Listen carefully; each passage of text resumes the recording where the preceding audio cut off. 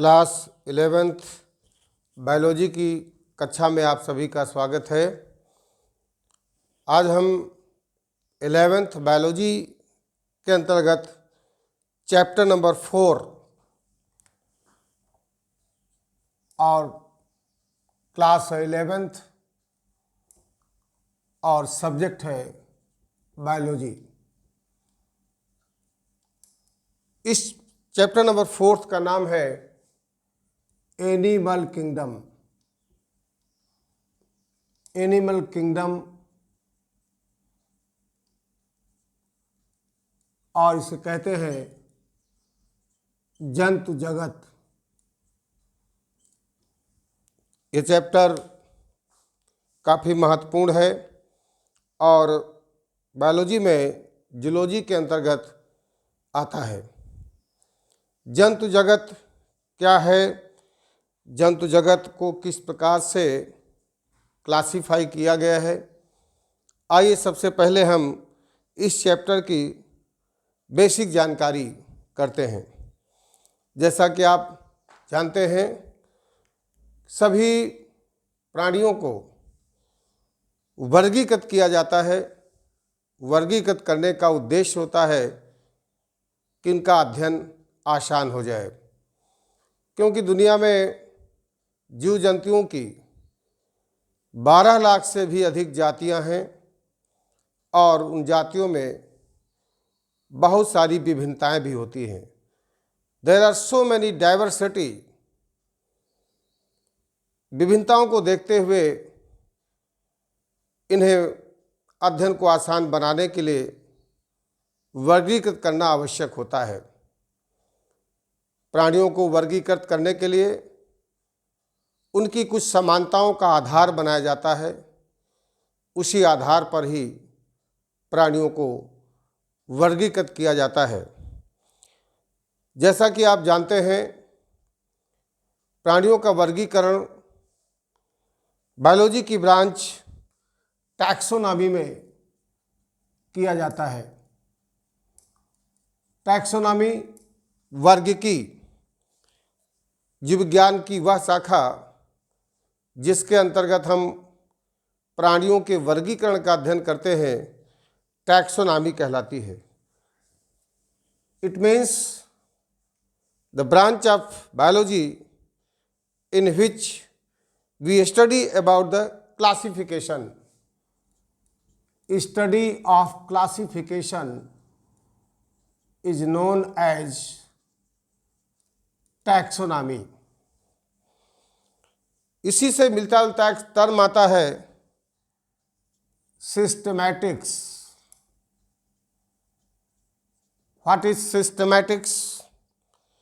Scientific study of the diversity of the organism.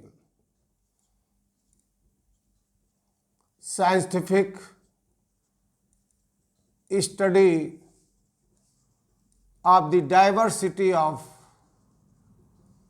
diversity of the organism is known as systematics। आप जानते हैं, father of biology Aristotle को बोला जाता है। Father of biology Aristotle. इन्हीं को फादर ऑफ जूलॉजी के नाम से भी जाना जाता है।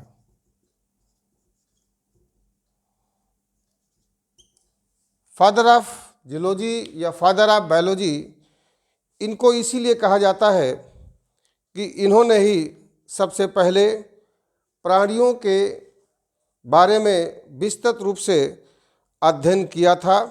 इन्होंने प्राणियों के बारे में विस्तृत रूप से जानकारी की थी और प्रारंभ में ही अरस्तु ने समस्त जीवों को 2 समूहों में बांटा था।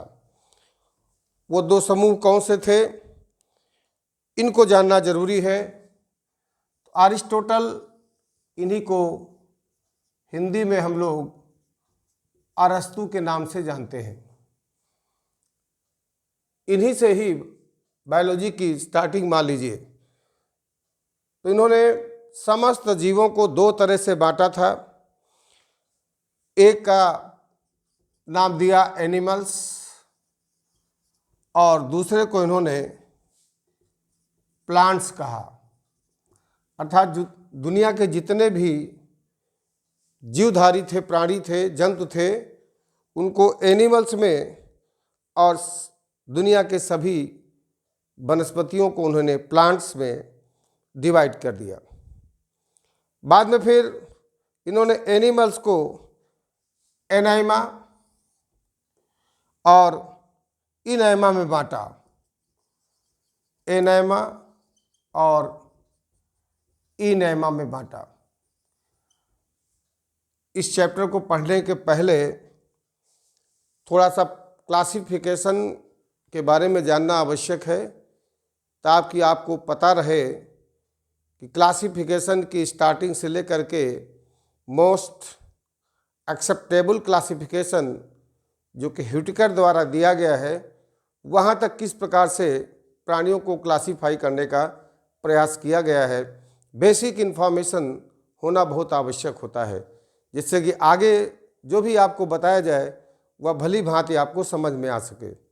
इन्होंने फिर एनाइमा को एनिमल्स को एनाइमा और इनैमा में बांटा, और बांटने का आधार था कि आरबीसी की प्रेजेंस और एब्सेंस के आधार पर जो इनैमा में रखे गए प्राणी थे उनमें विशेषता थी कि देयर इज नो आरबीसी, इनमें आरबीसीज नहीं थी, जबकि जो इनैमा वाले प्राणी थे उनमें आरबीसीज पाई जाती।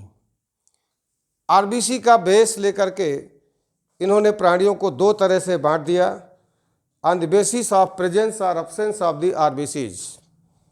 आप जानते हैं जितने इनवर्टिब्रेट होते हैं उनमें आरबीसीज नहीं होती, और जो वर्टिब्रेट्स होते हैं, कार्डेट्स होते हैं, उनमें आरबीसीज पाई जाती हैं। कहने का अर्थ हुआ, जिस भी साइंटिस्ट ने जीवों को जिस तरह से बांटा था वो उनके अध्ययन और ज्ञान के अनुसार सही था। उस समय स्टडी जितनी हो पाई थी, जितना बायोलॉजी डेवलप हुआ था, उस आधार पर मैं कह सकते हैं कि जिस भी साइंटिस्ट ने जिस भी तरीके से क्लासीफाई करने का प्रयास किया है वो उसके अनुसार काफ़ी हद तक सही था। प्लांट्स को इसी तरह से अरिस्टोटल ने तीन तरह से बांट दिया था। एक प्लांट्स का नाम था हर्ब्स, जिन्हें हम साकी पौधे कहते हैं, खास करके फसलें जैसे गेहूं, धान, मक्का, ये सभी हर्ब्स आते हैं। दूसरे उन्होंने बांटा श्रब्स, जिसमें झाड़ियाँ आती हैं, और तीसरा ट्रीज, पेड़ों में बांटा। प्लांट्स को तीन तरह से क्लासिफाई किया, हर्ब्स, श्रब्स और ट्रीज। श्रब्स हर्ब से बड़े और ट्रीज थे वृक्षों से छोटे होते हैं। श्रब का मतलब झाड़ियों से है, जैसे कि नींबू हो गया, गुड़हल हो गया, गुलमेहंदी हो गया, ऐसे पौधे श्रब्स के अंतर्गत आते हैं। और ट्रीज, जिन पौधों को आप देखते हैं बड़े, जो श्रब से भी ऊंचे होते हैं, उन्हें ट्रीज कहा। अर्थात श्रब्स, हर्ब्स और ट्रीज के बीच की कलेक्टिव लिंक है। यह क्लासिफिकेशन सबसे पहले अरस्तु ने ही दिया था, और उन्होंने पूरे जीवों को दो तरह से क्लासिफाई किया था, एनिमल्स और प्लांट्स में। एनिमल्स में भी दो पार्ट कर दिए, on the basis of presence and absence of the RBCs, एनएमा और इनएमा। एनएमा में ऐसे प्राणियों को रखा गया जिनमें आरबीसीज नहीं होती हैं, और इनएमा में ऐसे प्राणियों को रखा गया जिनमें आरबीसीज मौजूद होती हैं। ये तो सबसे पहला क्लासिफिकेशन था जिसको अरस्तु ने दिया था। इसके बाद लगातार अध्ययन होता रहा। और इसी क्रम में फिर एक दूसरा नाम आता है जिनका नाम है लिनियस, कैरोलस लिनियस, जिनको फादर ऑफ टैक्सोनॉमी के नाम से जाना जाता है। लिनियस को फादर ऑफ टैक्सोनॉमी के नाम से जाना जाता है, वर्गीकरण विज्ञान के पिता, फादर ऑफ टैक्सोनॉमी। इन्हीं को बाइनॉमियल नॉमेनक्लेचर, बाइनॉमियल नॉमेनक्लेचर, जिसे आप हिंदी में द्विनाम पद्धति के नाम से जानते हैं, इन्होंने इस पद्धति का आविष्कार भी किया है।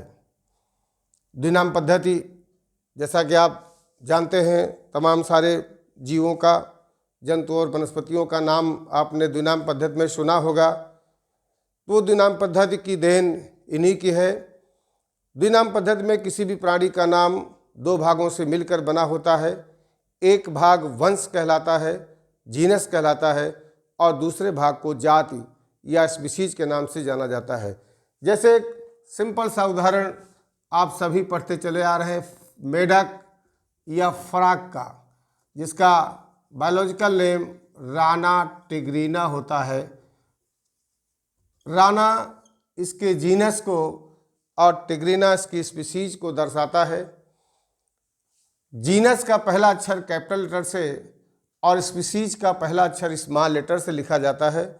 जीनस और स्पीशीज को दोनों को अलग अलग अंडरलाइन कर दिया जाता है। इसके बारे में आपको अलग से डिटेल में बताएंगे कि बाइनॉमियल नॉमेनक्लेचर सिस्टम क्या है और इस सिस्टम के अंतर्गत प्राणियों के या वनस्पतियों के नाम कैसे लिखे जाते हैं। तो इस तरह से सबसे पहला क्लासिफिकेशन अरस्तु का आया और उसके बाद फिर नंबर 2 पर आता है लिनियस का नाम। तो अगला क्लासिफिकेशन जिसे लिनियस ने दिया था, इनकी बुक का नाम था सिस्टेमा नेचुरी। लिनियस की बुक का नाम, किताब का नाम, लिनियस की, कैरोलस लिनियस की बुक का नाम था सिस्टेमा नेचुरी। आप जो है सभी बातों को बड़े गौर से सुनिएगा, समझिएगा। पूछा भी जाता है तो ये लिनियस की ये बुक थी जो काफ़ी महत्वपूर्ण और उस समय चर्चित थी। इन्होंने अपनी बुक में जंतुओं को, प्राणियों को 2 भागों में बांटा, इसीलिए लिनियस के द्वारा दिया गया क्लासिफिकेशन 2 किंगडम क्लासिफिकेशन कहलाता है। 2 किंगडम क्लासिफिकेशन कहलाता है। अब इन्होंने किस तरह से जीवों को क्लासिफाई किया था?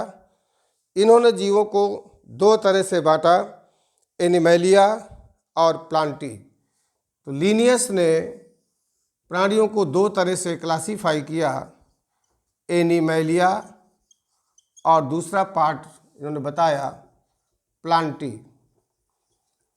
जितने भी एनिमल्स होते हैं, जितने भी प्राणी थे, उनको एनिमैलिया में, और जितने पादप थे उन सभी को प्लांटी में रख दिया गया। और इस तरह से इनके क्लासिफिकेशन को 2 किंगडम क्लासिफिकेशन के नाम से जाना जाता है। लेकिन इनके क्लासिफिकेशन में कमियां थी। क्या कमियां थी? पहला तो यही था कि एक कोशिकी और बहुकोशिकीय जीवों को इन्होंने एक साथ व्यवस्थित कर दिया था। दूसरी महत्वपूर्ण कमी थी कि इनके क्लासिफिकेशन में प्रोकैरियोटिक और यूकैरियोटिक प्राणियों में कोई विभेद नहीं किया गया था, उन्हें भी अलग अलग नहीं रखा गया था। पादप और कवक, प्लांट और फंजाई, दोनों को एक साथ रख दिया था। इस तरह से कई सारे इनमें ड्रॉबैक्स थे। दूसरा अगला ड्रॉबैक ये भी था कि फोटोसिंथेटिक और नॉन फोटोसिंथेटिक जीवों को एक साथ व्यवस्थित कर दिया था। तो कई सारे ड्रॉबैक्स होने के कारण लीनियस के क्लासिफिकेशन को कंसीडर नहीं किया गया। लेकिन इसी क्लासिफिकेशन का जो बेस मिला था, इसी बेस में अन्य साइंटिस्ट ने जो स्टडी किया था वही जोड़ते चले गए। फिर अगला क्लासिफिकेशन जिसको हेकल ने दिया था, आप सभी लोग क्लासिफिकेशन को लिखते चलिएगा। Two kingdom classification given by Linnaeus, और इनकी बुक का नाम था सिस्टेमा नेचुरी। इन्होंने जीव जगत को दो तरह से बांटा था, एनिमेलिया और प्लांटी। इसीलिए इनके क्लासिफिकेशन को टू किंगडम क्लासिफिकेशन कहा जाता है। उसके बाद फिर क्लासिफिकेशन में कई सारे ड्रॉबैक्स थे, कई सारी कमियां थी। इन्हीं कमियों पर धीरे धीरे करके इम्प्रूवमेंट करने का प्रयास किया गया। फिर तीसरा क्लासिफिकेशन आया हेकल के द्वारा। तीसरा क्लासिफिकेशन जो कि थ्री किंगडम क्लासिफिकेशन था, वो हेकल के द्वारा दिया गया।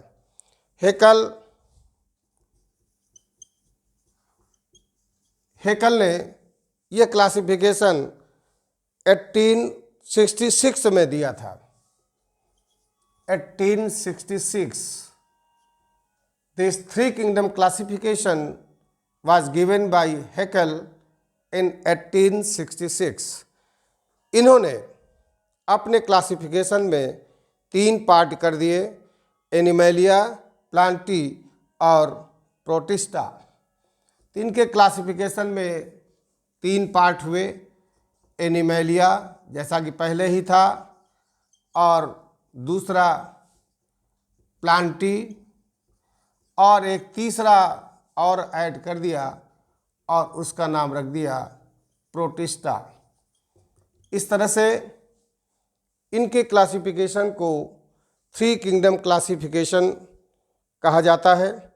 प्रोटिस्टा में इन्होंने यूनिसेलुलर यूकैरियोट्स को रखा था। बाद में इसमें बैक्टीरिया, एल्गी और फंजाई तथा प्रोटोजोअन्स को भी शामिल कर लिया। उस समय एनिमेलिया, प्लांटी और प्रोटिस्टा तीनों ने एक पार्ट और बढ़ा दिया, इसलिए इनके क्लासिफिकेशन को थ्री किंगडम क्लासिफिकेशन कहा जाता है। उसके बाद फिर क्लासिफिकेशन की इसी कड़ी में अगला क्लासिफिकेशन दिया, वो फोर किंगडम क्लासिफिकेशन था जिसको कोपलैंड ने दिया था। तो क्लासिफिकेशन बाय कोपलैंड,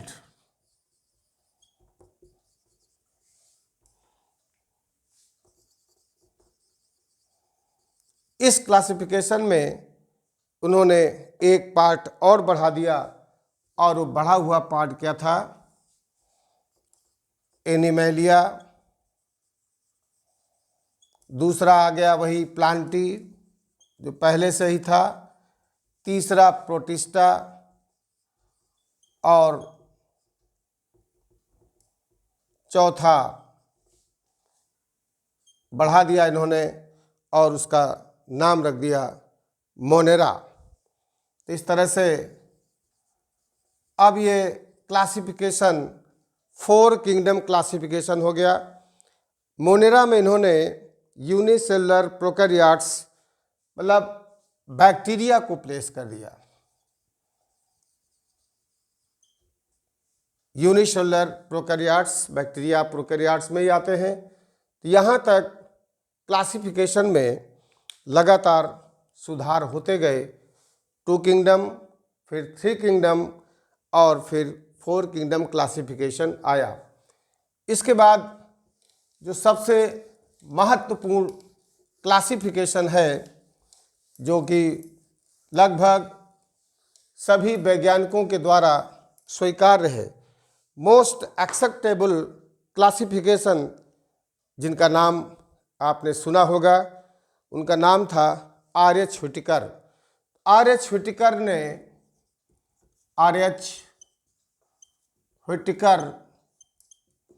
ने 5 किंगडम क्लासिफिकेशन प्रपोज किया।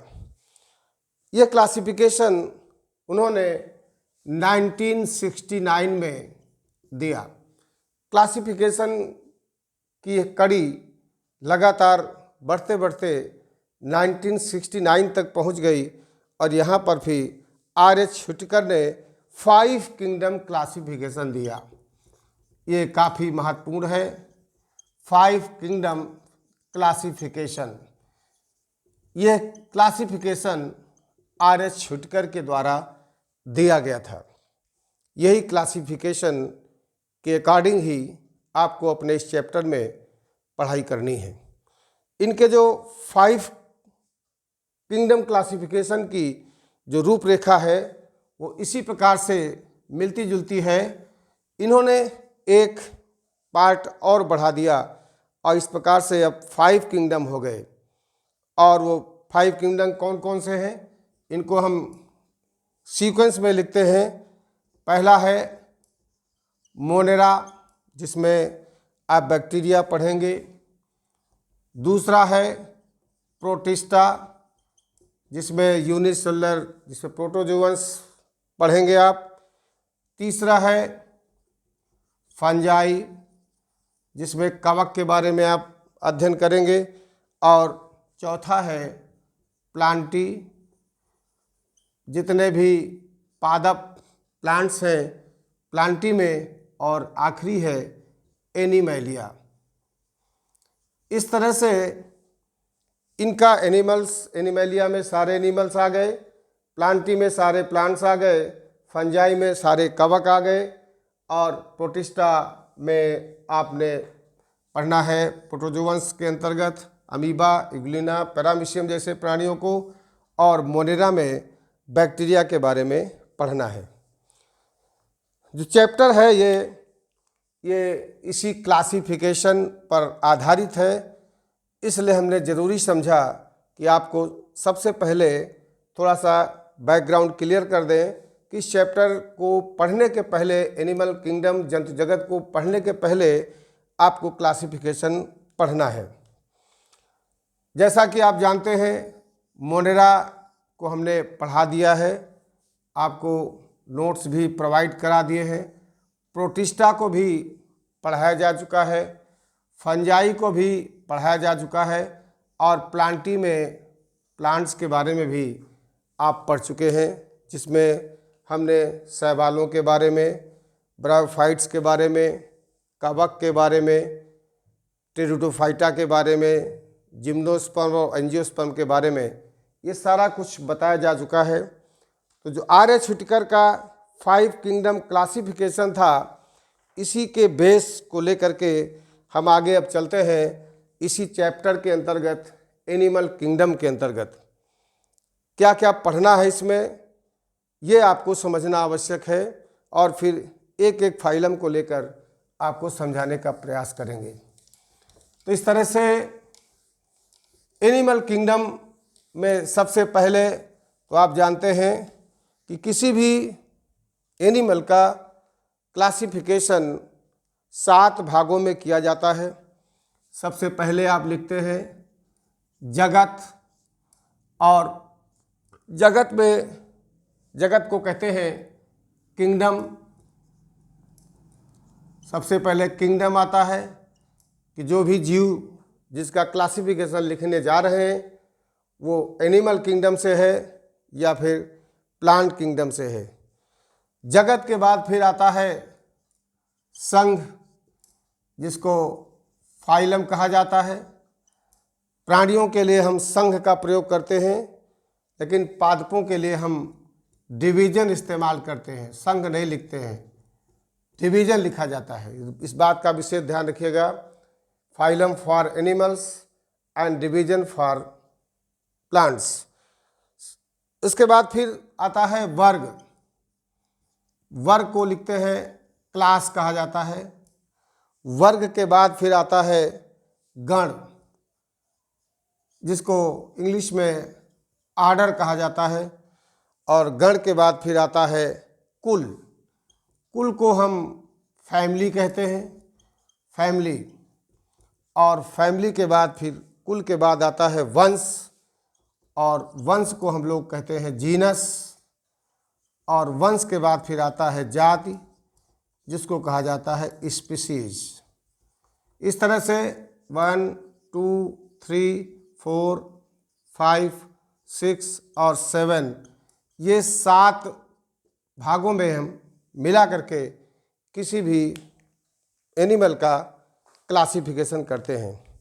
जैसा कि अभी आपने 5 किंगडम क्लासिफिकेशन में देखा है कि वहाँ पर मोनेरा, उसके बाद प्रोटिस्टा, मोनेरा, प्रोटिस्टा, उसके बाद फिर फंजाई, फंजाई के बाद फिर आपने देखा था प्लांटी और एनिमैलिया, प्लांटी और एनिमैलिया आते हैं। 5 किंगडम्स यही कहलाते हैं, जिसको कि आर्यभट्ट ने बताया था, और यही सबसे ज़्यादा स्वीकार्य क्लासिफिकेशन होता है। मोनेरा पढ़ चुके हैं, प्रोटिस्टा पढ़ चुके हैं, फंजाई पढ़ चुके हैं, प्लांटी पढ़ चुके हैं।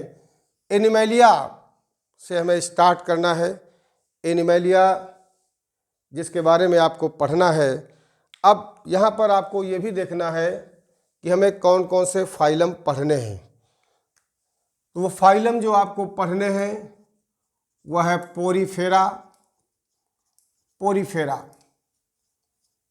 पोरीफेरा। हर एक फाइलम के कैरेक्टरिस्टिक फीचर्स, इस फाइलम का नाम क्यों दिया गया, पोरीफेरा है तो पोरीफेरा क्यों कहा गया। जैसा कि आप जानते हैं पोरस मीन्स होता है छिद्रित, छोटे छोटे पोर्स, और फेरा फेरी माने होता है बियर करना। अर्थात इस फाइलम के अंतर्गत ऐसे प्राणियों को रखा गया है जिनका संपूर्ण शरीर छोटे छोटे छिद्रों से भरा पड़ा हुआ होता है। बहुत सारे छोटे छोटे पोर्स पाए जाते हैं, इसी कारण से इसको पोरीफेरा नाम दिया गया। और इसके अंतर्गत स्पंज के बारे में आपको पढ़ना है। दूसरा जो फाइलम है वह है सीलेंट्रेटा।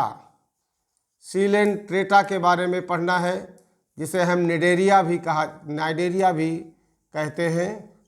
सीलेंट्रेटा तो ये दूसरा फाइलम है जिसके बारे में आपको डिटेल में पढ़ना है। सीलेंट्रेटा या नाइडेरिया, सीलेंट्रान कैविटी होती है इसलिए सीलेंट्रेटा कहा गया। और नाइडेरिया क्यों कहा जाता है, निडी माने होता है दंश कोशिकाएं, stinging cells. There is a presence of cnidae, cnidae means stinging cells या दंश कोशिकाएं पाए जाने के कारण से इसे नाइडेरिया भी कहा जाता है। तीसरा फाइलम आपको पढ़ना है टीनोफोरा। आप इसी सीक्वेंस में ही सारे फाइलम को पढ़ेंगे। टीनो की स्पेलिंग सी से स्टार्ट होती है, CTE। टीनोफोरा को साइलेंट होता है CTE, PHORA, टीनोफोरा। और चौथा फाइलम जो टीनोफोरा के बाद पढ़ना है वह है प्लेटीहेल्मिन्थीज, प्लेटीहेल्मिन्थीज,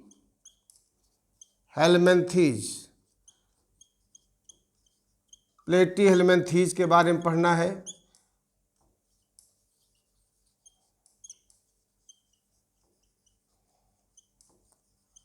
प्लेटीहेल्मिन्थीज के अंतर्गत ऐसे प्राणी रखे गए हैं जो चिपटे होते हैं, फ्लैट वर्म कहलाते हैं, चिपटे हुए होते हैं, जैसे कि टीनिया सोलियम जिसे फीताकृमि कहा जाता है, लीवर फ्लूक जिसे फैसियोला हिपैटिका कहा जाता है। ऐसे प्राणियों को जो चिपटे हुए होते हैं उनको फ्लैट वर्म या फाइलम प्लेटीहेल्मिन्थीज में इनको रखा गया है। प्लेटीहेल्मिन्थीज के बाद जो पांचवा पढ़ना है वह है नीमेटोडा। नीमेटोडा को हम एस्केहेल्मिन्थीज के नाम से भी जानते हैं, एस्केहेल्मिन्थीज। इसके अंतर्गत राउंड वर्म्स आते हैं जैसे कि एस्कैरिस, एस्केहेल्मिन्थीज के अंतर्गत आता है और नीमेटोडा के नाम से भी जाना जाता है। जो छठवां फाइलम अगला पढ़ना है वो फाइलम का नाम है एनीलिडा। एनीलिडा जिसके अंतर्गत अर्थवर्म आता है, केचुआ आता है एनिलिडा में। उसके बाद जो 7वां फाइलम पढ़ना है एनिलिडा के बाद 7वें नंबर में आर्थ्रोपोडा आता है। आर्थ्रोपोडा, आर्थ्रोपोडा, आर्थो मीन्स होता है ज्वाइंटेड, पोडा मीन्स होता है लेग्स। तो यहाँ पर आर्थ्रोपोडा में ऐसे एनिमल्स रखे गए हैं, सारे इंसेक्ट। ये नॉन कार्डेट्स का सबसे बड़ा फाइलम है आर्थ्रोपोडा। नॉन कार्डेट्स का सबसे बड़ा फाइलम आर्थ्रोपोडा है। पूरे जीव जगत की जंतुओं की जातियों को मान लिया जाए तो उसमें से 90% जो एनिमल्स होते हैं वो आर्थ्रोपोडा में ही आते हैं। आर्थ्रोपोडा के बाद फिर पढ़ना है 8वें नंबर पर मोलस्का। मोलस्का के बारे में पढ़ना है। मोलस्का में जिसमें घोंघा, सीपी, इस तरह के प्राणी आते हैं। मोलस्का अगला फाइलम जो कि आर्थ्रोपोडा के बाद पढ़ना है। फिर 9th नंबर में मोलस्का के बाद आपको पढ़ना है इकाइनोडर्मेटा।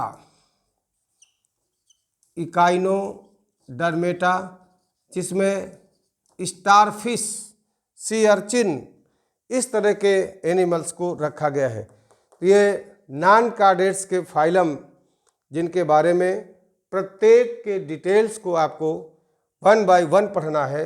तो ये आपके 9th फाइलम ये हो गए। 10th नंबर में आप पढ़ेंगे हेमिकार्डेटा। हेमिकार्डेटा, और फिर लास्ट में अगला फाइलम आता है जिसे कहा जाता है कार्डेटा। कार्डेटा, इस तरह से कार्डेट्स के जितने भी एनिमल्स हैं वो सब ऐसे एनिमल्स हैं जिनमें कि नोटोकार्ड पाया जाता है। वर्टिब्रल कॉलम मौजूद होता है। मगर यहाँ के प्राणी जितने भी आपने पढ़े हैं इन्हीं सबको डिटेल में पढ़ना है। Porifera, Coelenterata, Ctenophora, Platyhelminthes, Nematoda या Aschelminthes, Annelida, Arthropoda, Mollusca, Echinodermata, Hemichordata और कार्डेटा, जितने भी प्राणियों के संघ हमने जिस सीक्वेंस में लिखे हैं, जिस क्रम में लिखे हैं, इसी क्रम से आपको पढ़ना है। क्योंकि इनका जो डेवलपमेंट हुआ है इसी सीक्वेंस में हुआ है। सीक्वेंस में लिखने के पीछे कारण है, किस वजह से इनको इस सीक्वेंस में रखा गया है, वो इनके डेवलपमेंट प्रोसेस पर आधारित होता है। तो इस तरह से अब आज के लिए इतना पर्याप्त है। शेष अगले वीडियो के माध्यम से हम प्राणी जगत के वर्गीकरण का आधार समझाने का प्रयास करेंगे। जितने भी एनिमल्स हैं जो आप नॉन कार्डेट्स और लास्ट में कार्डेटा देख रहे हैं, इनके वर्गीकरण करने का आधार क्या है, किस कारण से इन्हें इस तरह से वर्गीकरण किया गया है, इनको समझने का प्रयास करेंगे। जितने भी फाइलम आप देख रहे हैं इनका डेवलपमेंट इसी सीक्वेंस में हुआ है और वो किस तरह से क्लासीफाई किया गया है, अगले वीडियो के माध्यम से हम समझाने का प्रयास करेंगे कि किस तरह से प्राणियों को उनके विकासी क्रम में बांटा गया है। जैसा कि आप जानते हैं कि प्राणियों में शारीरिक संरचना एवं आकार में बहुत सारा वेरिएशन है। There are so many diversity in shape and size of the animals. इसके बावजूद उनमें ऐसी अनेक समानताएं होती हैं जिसके आधार पर हम उन्हें वर्गीकृत करते हैं। उन समानताओं में से जैसे कि कोशिका व्यवस्था, शारीरिक सम्मित, प्रगुहा की प्रकृति, पाचन तंत्र और परिसंचरण तंत्र तथा जनन तंत्र, इनमें से ऐसी तमाम सारी आधारभूत समानताएं होती हैं जिसके आधार पर प्राणियों को एक के बाद एक संघों में बांटा गया है। जैसे कि अगर हम बात करते हैं शारीरिक संगठन की, तो शारीरिक संगठन में जो सबसे पहला फाइलम आप देख रहे हैं वो है पोरीफेरा। पोरीफेरा में जैसा कि अभी हमने बताया था, ऐसे प्राणी आते हैं जिनके शरीर में असंख्य छोटे छोटे पोर्स पाए जाते हैं, छिद्र पाए जाते हैं। पोर्स की वजह से इसका नाम पोरीफेरा रखा गया है। इन प्राणियों में सेलुलर ऑर्गेनाइजेशन होता है, अर्थात इनमें कोशिकीय स्तर का ऑर्गेनाइजेशन होता है। यद्यपि ये मल्टी सेलुलर हैं, बहुकोशिकीय हैं, लेकिन कोशिकाएं ही अपना कार्य करती हैं। जैसा कि आप जानते हैं कि कोशिका को जीवन की इकाई कहा जाता है, यूनिट ऑफ लाइफ कहा जाता है। जैसे कि आप जानते हैं, सेल और कोशिका से मिल करके जब कई सारी कोशिकाएं, एक जैसी कोशिकाएं मिल करके एक जैसा कार्य परफॉर्म करने लगती हैं तो कोशिकाओं के ऐसे समूह को टिश्यू या ऊतक कहा जाता है। और जब कई एक जैसे ऊतक मिल जाते हैं तो वो मिल करके टिश्यू सिस्टम का निर्माण करते हैं। टिश्यू सिस्टम, कई सारे टिश्यू सिस्टम मिल करके फिर अंग या आर्गन बना देते हैं और फिर कई आर्गन मिल करके आर्गन सिस्टम डेवलप कर देते हैं।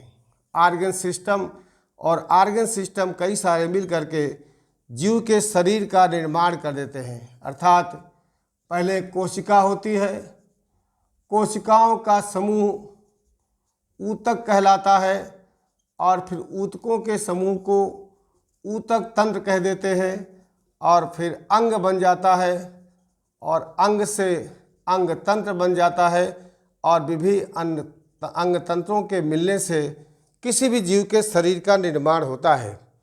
जैसे हमारा शरीर पाचन तंत्र, उत्सर्जन तंत्र, कंकाल तंत्र, परिसंचरण तंत्र आदि तमाम प्रकार के तंत्रों से मिलकर बना है, इसीलिए कोशिका को जीवन की इकाई कहा जाता है।